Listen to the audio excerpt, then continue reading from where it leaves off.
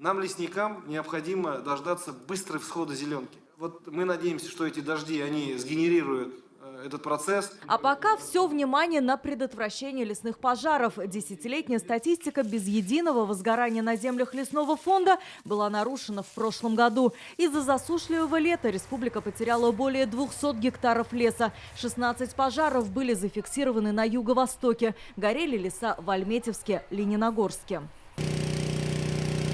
Очередной пожароопасный сезон установят через неделю. За оперативной обстановкой в регионе будут следить с земли и космоса. Будет и авиапатрулирование лесов с воздуха. В случае необходимости на борьбу с огнем встанут 338 единиц спецтехники и более 400 человек. К ним готовы присоединиться и силы МЧС.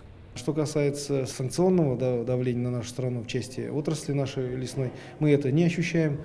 К счастью, у нас весь и посадочный материал свой, техника практически отечественного производства, все запчасти на весь сезон у нас заготовлены. Круглосуточно работает и региональная диспетчерская служба «Лесопожарный центр». На приграничных к лесному фонду территориях зарегистрированы уже 19 термоточек. Больше всего их в Черемшанском, Менделеевском и Тукаевском районах. По этим термическим точкам мы сообщаем в первую очередь руководителям лесничим данного лесничества. За 2021 год у нас зафиксировано 1143 термических точек. Приложение удобно тем, что оно мобильное. То есть любой термическую точку, которая поступает на устройство, можно построить маршрут. Это еще один незаменимый помощник. Мобильное приложение «Термические точки». Разработка МЧС России. Им уже пользуются главы сельских поселений и лесничие. Только за прошлый год благодаря приложению удалось предотвратить распространение огня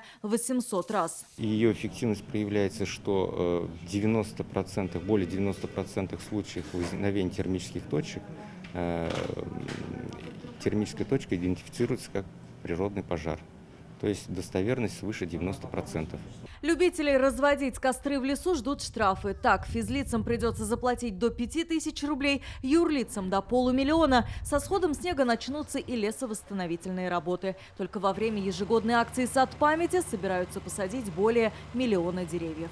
Олег Хайрудинова, Данил Филатов, ТНВ, Казань. Закажи рекламу на ТНВ. Телефон в Казани 5 705 100.